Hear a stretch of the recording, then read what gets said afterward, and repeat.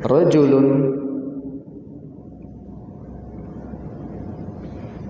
mohon maaf saya terbalik. Yang kedua tadi rajulun atau ilman walam yu'tihi malan. Orang yang dikasih ilmu tapi tidak diberi harta. Bukan berarti dia betul-betul tidak berharta. Jadi hartanya tidak sebanyak yang pertama, dikasih ilmu doang. Tapi dia berkata, "Lau kana li mithlahu la'amiltu mithla ma ya'mal." Kalau aku punya harta seperti yang pertama, karena dia punya ilmu, aku akan lakukan apa yang dia lakukan. Nah, yang ketiga, cuma dikasih harta, tidak dikasih ilmu. Karena nggak ada ilmu, seperti yang saya katakan tadi, dia hancurkan hartanya. Yang keempat, rajulun lam yu'tihi malan wala ilman. Seseorang tidak dikasih harta, tidak juga dikasih ilmu. Wa qala, karena dia nggak punya ilmu, dia berkata, "Lau anna li mithla dzalik." Kalau aku punya seperti yang ketiga, punya harta tapi nggak punya ilmu, la amiltu mithla ma ya'mal. Aku akan lakukan sebagaimana yang dia lakukan. Artinya menghambur-hamburkan harta. Nah, yang pertama dan yang kedua itu kata Rasulullah SAW, huma fil ajri sawa.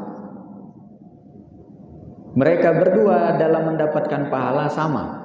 Yang pertama dia punya harta, beramal dengan hartanya karena ilmunya. Yang kedua nggak punya harta, tapi dia pingin kali beramal seperti yang punya harta. Walaupun nggak beramal, kata Rasul, dua-duanya sama pahalanya. Sementara yang ketiga, yang keempat, sama-sama nggak punya ilmu, tapi yang satu ada harta, yang satu nggak ada harta sama sekali, nggak ada ilmu juga. Kata Rasulullah SAW, huma fil wizri sawa. Keduanya dalam dosa sama. Menyedihkan sekali yang keempat. Nggak ngerasain nikmatnya harta, tapi dosanya dapat. Walhamdulillah min dzalik. Bapak Ibu sekalian, abang kakak yang dimuliakan oleh Allah Subhanahu wa taala, dari hadis ini kita tahu bahwasannya fakta itu ada, nggak mungkin kita lepas. Tapi Rasul kasih kunci di situ. Di situ yang membuat seseorang tetap dalam keadaan mulia adalah ilmu. Walaupun yang kedua itu dia hanya diberikan ilmu, tidak diberikan harta, ya tetap mulia karena ilmu. Ilmu yang seperti apa Bapak Ibu? Banyak orang ya gelar ilmunya luar biasa panjang, sekolahnya luar biasa jauh. Ilmunya ada, tapi bukan ilmu sebagaimana yang diminta selalu oleh Rasul sallallahu alaihi wasallam. Ilmu yang bermanfaat. Sekelas Rasul sallallahu alaihi wasallam setiap pagi memulai hidupnya Bapak Ibu, saksinya istrinya sendiri, Ummu Salamah mengatakan, "Idza asbaha au idza salama." Ada dua riwayat yang saya tahu, mungkin ada riwayat lain. Di riwayat Tirmidzi asbaha, di riwayat Ahmad salama. Kalau dia berpagi hari atau kalau dia salam setelah subuh, qala inni as'aluka ilman nafi'a wa rizqan thayyiba wa amalan mutaqabbala.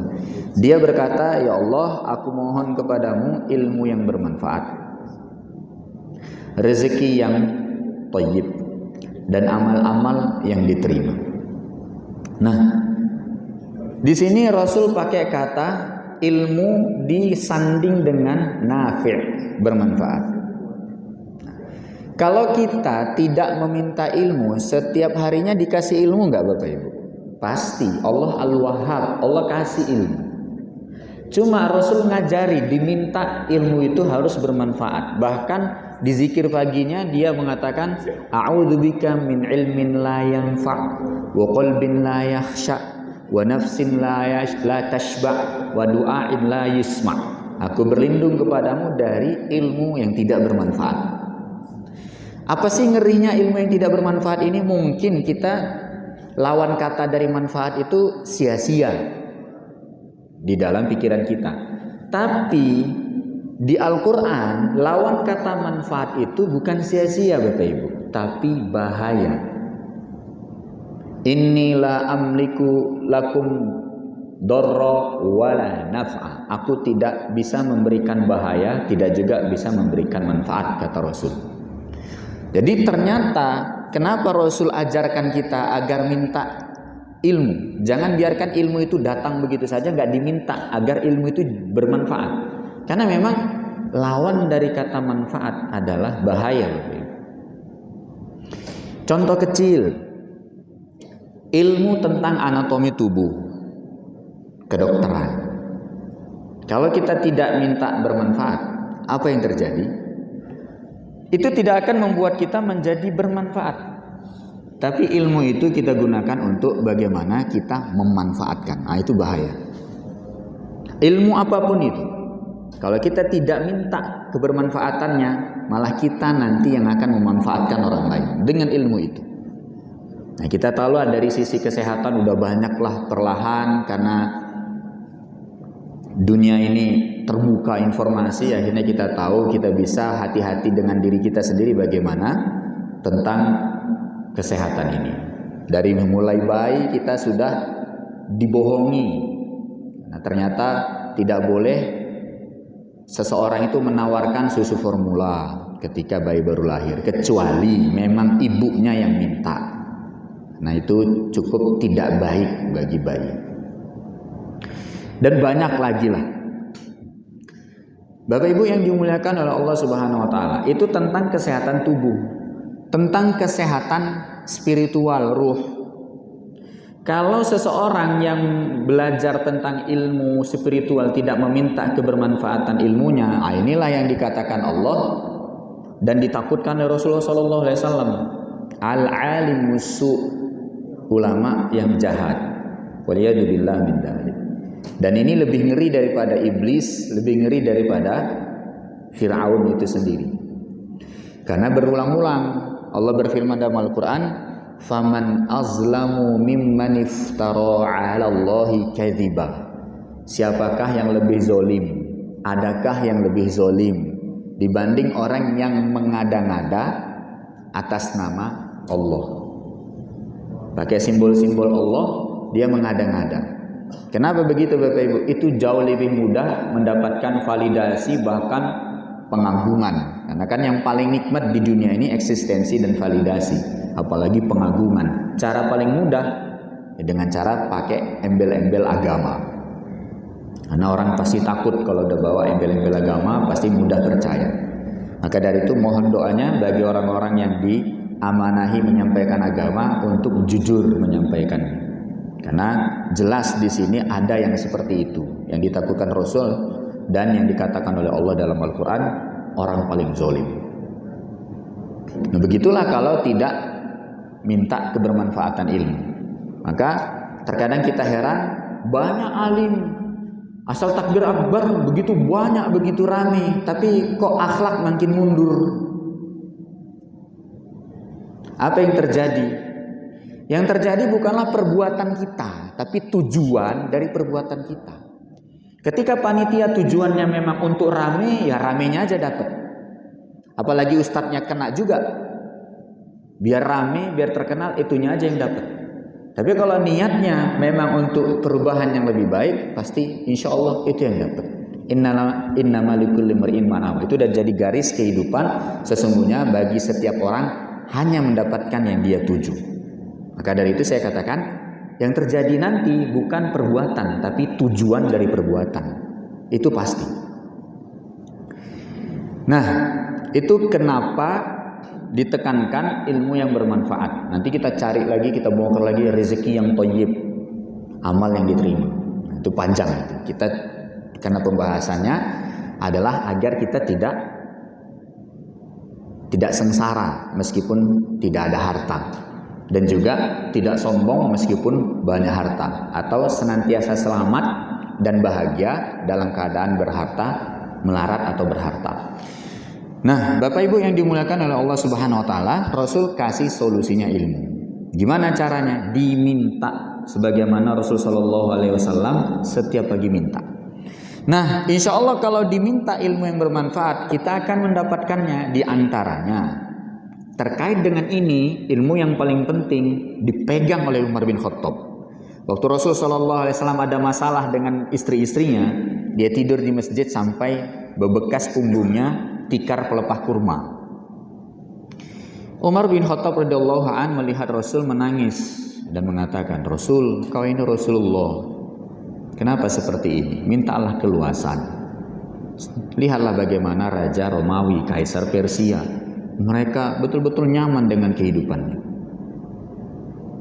Rasul SAW melihat Umar bin Khattab dan menjadi pelajaran inti dalam hidupnya dan mengatakan kepada Umar, "Akunta fi syakkin ya Umar. Apakah kau dalam keadaan ragu ini Umar dengan agamamu?" "Enggak Rasul. Mintalah keluasan untuk umatmu." "Umar, ulaika qaumun ujjilat lahum thayyibatuhum fil hayatihimud dunya." Itu kaum yang Allah cepatkan segala keindahannya, kebaikannya di dunia, dalam kehidupan mereka di dunia. Nah, itu kaum yang memang Allah cepatkan. Kenapa Allah cepatkan? Karena maksa mereka minta dicepatkan ke dunia. Dicepatkan ke dunia segalanya yang mereka mau. Nah, jadi pelajaran luar biasa bagi Umar bin Khattab. Dia lihat waktu dia jadi khalifah, dipantaunya lah seluruh rakyatnya. Serius sekali dia menyayangi rakyatnya. Dia dapati ada salah seorang sahabat, kalau nggak saya namanya Jabir bin Abdullah. Dia lihat ini orang selalu belanja. Akhirnya suatu ketika dia belanja daging banyak, ditanya, "Afashtarita in ishtahaita?" Apa kau beli kalau kau memang nafsu? "Ya iyalah, aku punya uangnya kok, ya aku belilah." "Afala takhsha an takuna min hadhil ayah?" Kau nggak takut jadi bagian dari ayat ini, surat Al-Ahqaf. Ternyata nasihat Rasul SAW itu sudah ada di surat Al-Ahqaf ayat 20. "Wa yawma yuradul ladzina kafaru 'alan nar adhabtum thayyibatikum fi hayatikumud dunya wastamta'tum biha fal yawma tujzauna 'adzabal huni bima kuntum tastakbiruna fil ardi bighairil haqq wa bima kuntum tafsukun." Apa kau tidak takut termasuk ayat ini yang mana Allah mengatakan nanti di hari di mana orang-orang kafir akan dimasukkan ke neraka, sebelum dimasukkan ke neraka dikatakan kepada mereka, kalian telah buang, kalian telah habiskan semua kebaikan kalian di akhirat, kalian bawa ke dunia dan kalian bersenang-senang dengan itu, wastamta'tum biha. Maka hari ini nggak ada lagi sisanya, selesai sudah. Hari ini tinggal azab, tujzauna adzabal hun. Kalian diazab dengan azab yang menghinakan atas perbuatan kalian telah menyombongkan diri tanpa hak di bumi dan merusak di bumi. Nah, Bapak Ibu yang dimuliakan oleh Allah Subhanahu wa taala. Jadi, dari ayat ini kita tahu dan sedikit kita membahas takdir. Ternyata kita itu versi apapun sudah tercatat di Lauhil Mahfuz. Ini namanya qada. Qada itu keputusan. Semua sudah selesai. Undang-undang di qada, satu, yang tahu hanya Allah. Dua, ada kemungkinan berubah tapi bukan yang baru, dihapus atau ditetapkan. Dalam surat Ar-Ra'd Allah mengatakan, yamhullahu ma yasha wa yuthbit wa indahu ummul kitab. Allah menghapus apa yang dia mau, Allah menetapkan apa yang dia mau, karena di sisinya lah ummul kitab. Jadi versi kita, versi kaya, versi soleh, versi miskin, versi jahat, tercatat semuanya. Makanya meskipun kita bisa tahu Lauhil Mahfuz gitu kan, kayak yang dicantolkan kisahnya ke Imam Al-Ghazali, katanya Imam Al-Ghazali itu lehernya panjang, bisa lihat Lauhil Mahfuz, nggak ada gunanya. Karena tetap ketuhanan, sisi ketuhanan yaitu ilmu, pengetahuan itu harus hanya milik Allah. Ketika kita menganggap orang lain ada yang tahu kegaiban, hancur kita. Makanya orang ingin memperbudak orang lain, jadi apa? Jadi arraf, jadi orang sok tahu, jadi peramal, jadi dukun. Makanya kita dilarang mendatangi orang-orang yang dianggap orang pintar, orang tahu nasib, orang tahu ini, nggak boleh. Nanti kita jadi budaknya. Yang tahu itu hanya Allah. Aisyah radhiyallahu anha sampai mengatakan, siapa yang mengatakan Muhammad tahu apa yang terjadi hari esok, dia telah kafir. Itu orang yang mengatakan Nabi Muhammad tahu apa yang terjadi hari esok, dia telah kafir. Apalagi orang ngaku-ngaku dia kasyaf, dia tahu hari esok, dia tahu isi hati. Nah, itu entah kafirnya kayak apa lagi. Semoga bisa jadi ilmu nih Bapak Ibu, biar kita nggak ketipu. Karena bahaya sisi keilmuan ini dikasih ke yang lain. Ini harus Allah, agar tetap Allahnya. Lauhil Mahfud aja nggak bisa. Kita tengok di Lauhil Mahfud, ya cemana ini? Tahu dia. Akhirnya cuma Allah yang tahu, entah dihapus, entah ditetapkan. Nah, jadi segala keindahan di surga, makanya kita di Ramadan ini minta a'tik riqobana, hapuskan nama kami yang di neraka itu. Karena nama kita di surga, di neraka ada. Tapi yang nggak sabar, inna haula yuhibbunal ajilah. Sesungguhnya mereka orang kafir suka dipercepat. Nah itu memaksa, dipercepat. Ya Allah kasih, dipercepat semua surga itu dibawa ke dunia. Karena memang beda alamnya.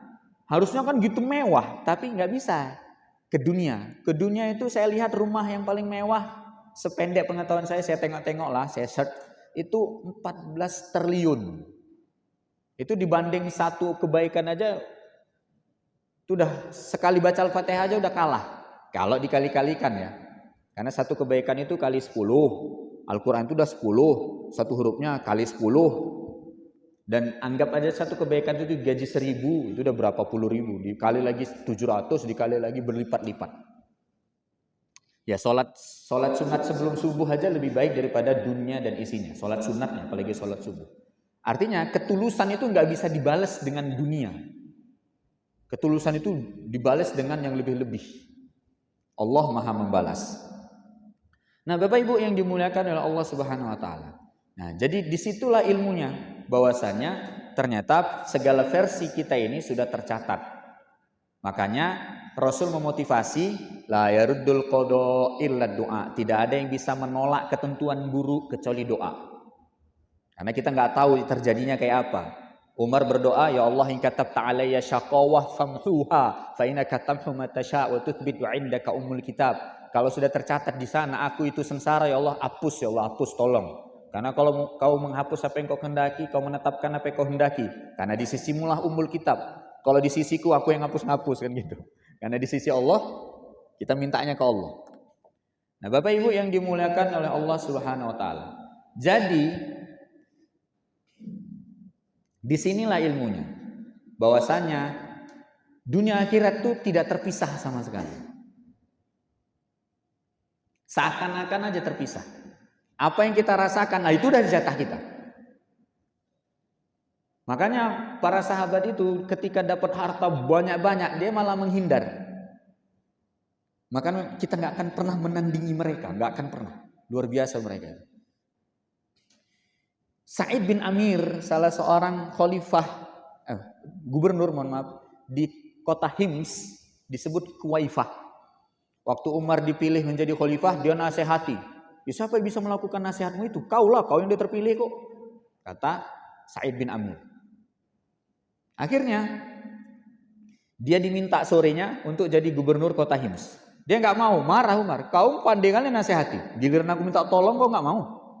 Ya udahlah, aku terima ini. Tapi tolong bantu aku terus doakan. Pasti kita saling mendoakan. Bantu aku. Ini berat ini kota Hims ini. Karena tukang ngeyel kayak Kufah, maka disebut Kuwaifah. Setahun berjalan kok nggak ada yang ngeyel nih rakyat. Tahun haji ditunggunya yang ngeyel. 2 tahun ditunggunya yang ngeyel nggak ada. Dipanggilnya. Kalian dari mana? Hims. Mana dari Hims? Nah. Coba kau kutugaskan, ini prajuritku bikin sensus ekonomi, sensus penduduk. Kayak mana orang penduduk kalian sekarang? Saya tunggulah sebulan. Keliling, melaporlah mereka, ada 5 cuma yang miskin. Nomor pertama, Sa'id bin Amir. Nih, Sa'id bin Amir siapa ini? Ya, gubernur kami. Loh, dia yang paling miskin. Iya, pantas kalian gak protes. Dia yang paling miskin. Nah, kasih ini 2 kantong emas, 2 goni emas dikasih. Bawa, kasih hadiah untuk dia. Dia udah berhasil menjadi gubernur Kuwaifah. Sampai rumahnya, assalamualaikum. ada pesan dari khalifah. Waalaikumsalam warahmatullahi wabarakatuh. Ketika dibuka, teriak dia, terkejut. Innalillah. Istrinya dengar di dapur. Kenapa suamiku? Khalifah meninggal. Enggak, ada yang lebih ngeri lagi daripada itu. Apa yang lebih ngeri daripada khalifah meninggal? Cepat sini, tolong aku. Apa itu? Tengok, dunia sudah mulai mengganggu akhirat kita. Bantu aku untuk bagikan ini. Umar ngerti, mau dikasih sebanyak apapun pasti nggak untuk dia. Makanya berani Umar ngasih 2 goni emas, kasih sama dia. Biar selesai yang 4 ini nggak miskin lagi. Akhirnya dibantu sampai nggak tinggal sekeping pun. Kalau istrinya istri kita cuman apa? Minimal tinggal segoni, itu udah solihah kali. Udah solihah kali itu tinggal segoni itu udah solihah kali. Betul. Solihah kali itu dah. Nah, jadi begitulah mental mereka, karena mereka tahu antara akhirat dan dunia tidak terpisahkan. Bagi kita yang ingin cepat, dicepatkan oleh Allah. Tapi selesailah, sisanya sedikitlah di akhirat kesenangan-kesenangan itu. Nah, bagi kita yang sabar-sabar dengan ujian di dunia ini, maka insya Allah jatah kita di akhirat tidak terkurangi, walaupun terkurangi sedikit. Maka kadang saya doa, ya Allah sikit aja ya Allah untuk jaga-jaga iman di sini ya Allah. Sikit aja lah jaga-jaga iman di sini ya Allah. Biar enggak apa kali nanti awak enggak angek kali, sikit aja ya Allah. Untuk jaga-jaga iman. Karena memang cek di surat Zuhruf Pak, ayat 33 atau 32 itu, ternyata kita bisa beriman seperti ini udah Allah tolong. Cobalah dicek sama-sama kita. Al-Zuhruf 33. Udah ditolong kali sama Allah bisa menjaga iman ini.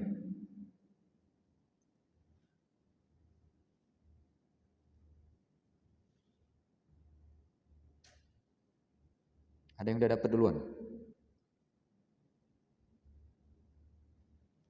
Zuhruf 33 atau 32. Laula gitu di awalnya. Laula saya lupa pula.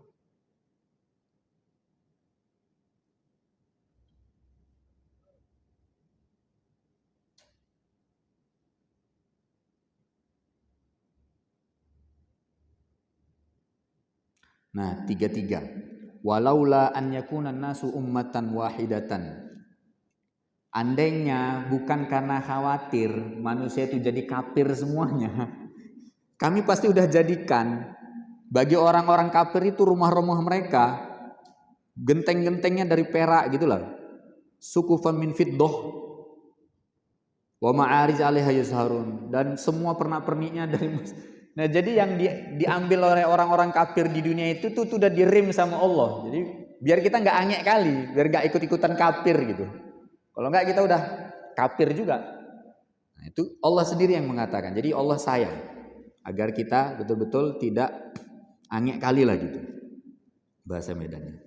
Nah, maka dari itu sama-sama kita berusaha untuk bertobat kepada Allah. Membiasakan apa yang dibiasakan oleh Rasulullah SAW, yaitu mohon kepada Allah agar kita senantiasa diberi ilmu yang bermanfaat, agar terjaga kita melewati hari itu, biar tidak terjebak. Salah satu ilmu yang bermanfaat sudah saya sampaikan, ternyata dunia dan akhirat itu sama. Kalau kita ngambil jatah banyak ke dunia, kebahagiaan akhiratnya sedikit. Tapi kalau kita ngambil jatah ketersiksaan kita di dunia, ketersiksaan kita di akhirat berkurang. Kalau bisa kita ambil banyak, karena beda tersiksanya. Di akhirat tuh serius tersiksanya. Kalau di dunia walaupun ecek-ecek tapi udah mengurangi dia. Walaupun ecek-ecek tersiksanya tapi udah mengurangi. Karena ketersiksaan di akhirat itu lebih mengerikan. Waliyadzubillah min dzalik. Lagi pula kita jumpa hadis yuwaddu ahlul afiyah hina yuqal jaza li ahlil bala yaumal qiyamah an yuqrada juluduhum bil maqarid. Nanti di akhirat yawaddu ahlul afiyah, ada yang ahlul afiyah, dia masuk surga tapi ujiannya ringan. Gak ada ujian dari istri, gak ada ujian dari mertua, dari orang tua, hartanya cukup, dia soleh, lempeng aja hidupnya, masuk surga. Tapi di surga nanti di akhirat dia yawaddu pingin kali balik ke dunia. Ketika yu'to ahlul bala, orang-orang yang ujian, istrinya ujian, anaknya ujian, mertuanya ujian, kerjanya ujian, berat kali ujiannya, banyak kali. dikasih pahala dari ujian itu, yang ahlul afiyah, yang ujiannya ringan tadi ngelihat itu, angek, pingin balik ke dunia, agar di dunia itu dia setiap harinya digunting-gunting kulitnya. Bil maqarid, dengan gunting. Saking angeknya nengok yang dapat ujian itu dikasih balasan dari ujiannya. Tapi walaupun begitu kita nggak boleh minta ujian, nggak boleh Bapak Ibu. Kita belajar, Allah yang maha tahu kadar ujian untuk kita. Nah, semoga nasihat ini bisa benar-benar bermanfaat bagi kita dan menjadi ilmu bagi kita untuk tetap bertahan, untuk sabar bersama Allah dikala keadaan tidak berpihak sama kita, keadaan ya sempitlah, susah dalam kehidupan kita, karena gak ada salahnya di situ, tetap itu baik bagi kita untuk akhirat kita. Kalau kita bertahan, kalau kita nggak bertahan itu bahaya. Nah, kita juga mohon kepada Allah diberikan ilmu yang bermanfaat agar ketika hari, waktu, keadaan berpihak kepada kita, kita berharta, jabatan kita aman, karir kita aman, agar dengan ilmu yang bermanfaat itu jabatan dan harta kita betul-betul berkah, bermanfaat bagi banyak orang, terutama bagi keluarga kita. Amin ya rabbal alamin. Demikian yang bisa saya sampaikan. Wallahu a'lam bishawab. Jika masih ada yang perlu kita diskusikan, alhamdulillah masih ada waktu sekitar 15 menit. Silakan Pak.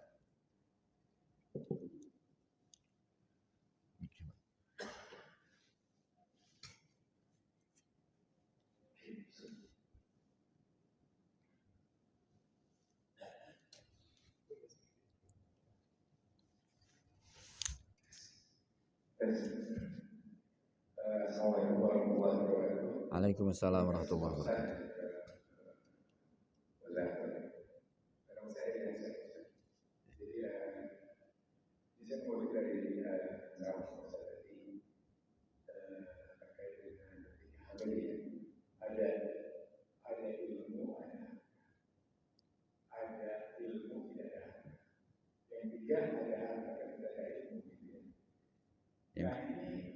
Dari muslim juga terjadi di kita sehari-hari ya. Nah, saya ingin mencontohkan saja yang Ustaz, ilustrasi ya. Ini apa? Saya mengucapkan tiga ini ada apa yang tidak itu. Kalimantan, jadi ada seorang yang sosok saya nggak bilang namanya, tapi sangat mau. Setiap tahunnya dia bisa berkembang. Setiap tahunnya dia bisa mengumpulkan kalau masalahnya 1.000 orang, 1.000 itu pegawai dari itu. Lalu dia juga sedekahnya luar biasa. Lalu dia membangun bandara besar. Akan bandara itu buat. Lalu dia buat juga kantor Polres. Maksudnya kalau mesti juga seluruh dermawan kalau kita lihat dari visual luar biasa dengan presiden. Namun dari bulan saya pernah bertugas di sana ke luar biasa. Ternyata dalam menjalankan bisnisnya bisa dikali saya tahu langsung dalam menjalankan bisnisnya ini apa? Lebarkan atau ekspansinya dengan cara-cara yang tidak islami. Ya, jadi yang mencakup dan sebagainya itu dengan cara Islam yang harus dihukumnya. Namun, ternyata dalam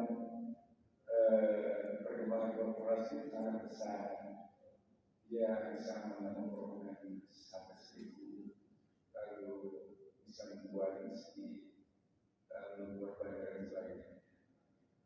Masuk ke Ustaz tadi, artinya dia punya harta, tapi renta ilmunya dia belum sampai. Bagaimana bertahan itu Ustaz? Karena memang kita mengenai sebenarnya disenangkan di dunia gitu ya. Jadi berkembang sebagainya, namun ternyata dia mengupayakan bisnis dengan cara-cara tidak pasar gitu ya. Tapi memang diberi oleh Allah itu kesuksesan di kenikmatan dan sebagainya. Namun balik itu ya, mungkin itu kalau tadi itu keberkahan dan juga sebenarnya bagaimana masuk ke kategori ketiga tadi ya, punya harta dan tidak memiliki. Sekian terima kasih. Assalamualaikum warahmatullahi wabarakatuh. Waalaikumsalam warahmatullahi wabarakatuh. Masya Allah, alhamdulillah pertanyaannya. Awalnya pingin saya koreksi, berarti itu yang pertama karena banyak sedekahnya. Rupanya cara bagaimana mengembangkan usahanya tidak baik. Berarti memang benar itu yang ketiga. Jadi bagaimana keberkahannya? Makanya Bapak Ibu yang dimuliakan oleh Allah Subhanahu wa taala, sebagaimana yang saya katakan tadi di awal, bahwasanya ilmunya itu ilmu yang bermanfaat. Ketika kita tidak selalu inni as'aluka ilman nafi'a tadi, aku mohon ilmu yang bermanfaat, otomatis ilmunya bahaya. Dia punya ilmu bisnis. Jadi karena dia tidak minta ilmu itu bermanfaat, akhirnya bahaya. Bahaya di mana? Dia manfaatkan kan banyak orang dengan ilmu bisnisnya itu. Jadi masalah keberkahannya tentu wallahu alam, tapi kita lihat keberkahan itu yang membuat dia itu semakin taat kepada Allah dari sisi ibadah yang betul-betul tidak bisa ditawar. Dari sisi ritual, sholat, dan juga masjidnya, dan juga yang dia sedekahkan itu bagaimana efek kepada yang diumrohkannya itu. Apakah yang umroh itu jadi baik, jadi sholatnya terjaga. Dia lihat di situ barometernya. Makanya sebagaimana saya katakan tadi, yang terjadi itu bukan perbuatan kita. Yang terjadi itu pasti tujuan dari perbuatan kita. Karena memang kebaikan sekarang itu jadi senjata ampuh untuk melanggengkan kejahatan. Sekali lagi saya ulangi, kebaikan sekarang itu jadi senjata ampuh untuk melanggengkan kejahatan. Kampung saya di Serge, sedang berdage, di Mata Paus, Selang Buah, itu ada bandar narkoba diagung-agungkan. Karena setiap Jumat sedekah Jumat. Nanti sedekah anak yatim, sedekah kepada anak yatim. Memang bandar dia, tapi baik kata orang. Sedekah Jumat dia. Cuma awak yang punya pisang nggak panen, awak punya sawit nggak panen, dipanen duluan sama yang pakai narkoba itu. Sama aja itu. Makin parah, gas hilang, ya paling gampang hilang. Itu tadi. Jadi banyak sekarang orang melakukan pola seperti itu. Dia menggunakan kebaikan untuk melanggengkan kejahatan. Kenapa? Karena tidak ada ilmu. Dia paksa untuk mendapatkan validasi eksistensi, kenikmatan eksistensi tadi dengan cara ya diambil semua itu dengan cara-cara yang tidak baik. Dan itu Allah sudah katakan dalam Al-Quran, ada yang memang begitu. Surat Ali Imran ayat 117. Mathalu ma yunfiquna fi hadhil hayatid dunya kamathali rih fiha sirrun asabat harta qaumin zalamu anfusahum fa ahlakatuh wa ma zalamahumullahu walakin anfusahum yadhlimun. Coba dilihat arti 117 Ali Imran itu. Dan perumpamaan apa yang mereka infakkan itu dalam kehidupan di dunia ini seperti rih, seperti angin yang bawa virus ke dalam tanaman. Jadi tanamannya harus panen, hancur. Jadi nggak jadi panen gara-gara bawa virus tadi hartanya itu. Bawa virus, hancur semuanya, nggak jadi panen akhirat dia. Selesai dia. Di dunia ini pun di ujung kehidupannya nanti Allah tunjukkan. Karena Allah selalu mengatakan, "Fanzur kaifa kana akibatul mukadzibin." Fanzur kaifa kana akibatul mujrimin, mufsidin. Lihatlah akibah, ujung hidup para pendusta, ujung hidup para perusak, ujung hidup para pendosa. Allah suruh lihat ujungnya, bukan awalnya ini. Begitu dia yang bisa saya jawab, wallahu alam, dan itulah ayatnya. Bahwasanya memang mereka berinfak banyak, tapi hartanya ada virusnya, membuat yaitu tadi umroh tapi nggak sholat mungkin, ya masjid tapi hanya sebatas bangunan, tidak kegiatannya, tidak waliyadzubillah min dzalik lah, tidak baik kegiatannya, tidak bermanfaat. Allah alam.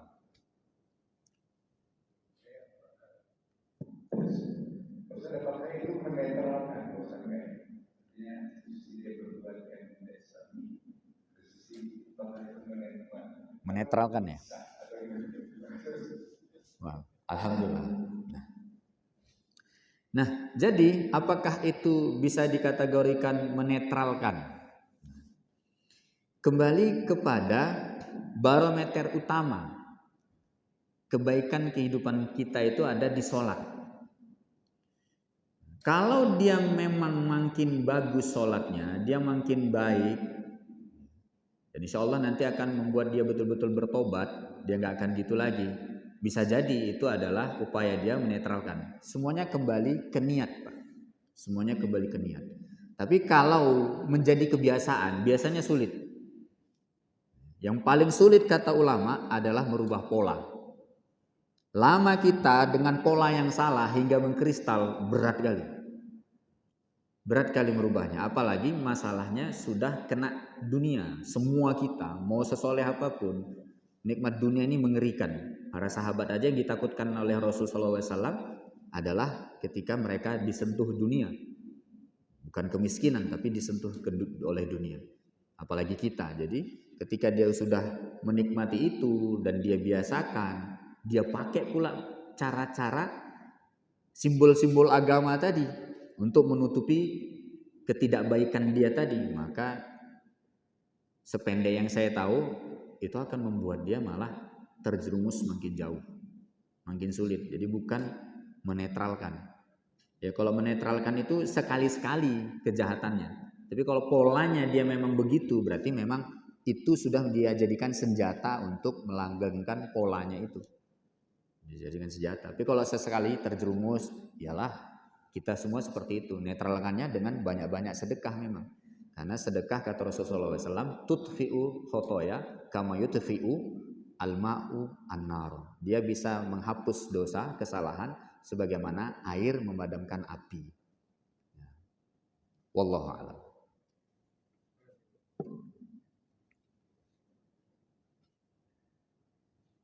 Ada lagi, silakan.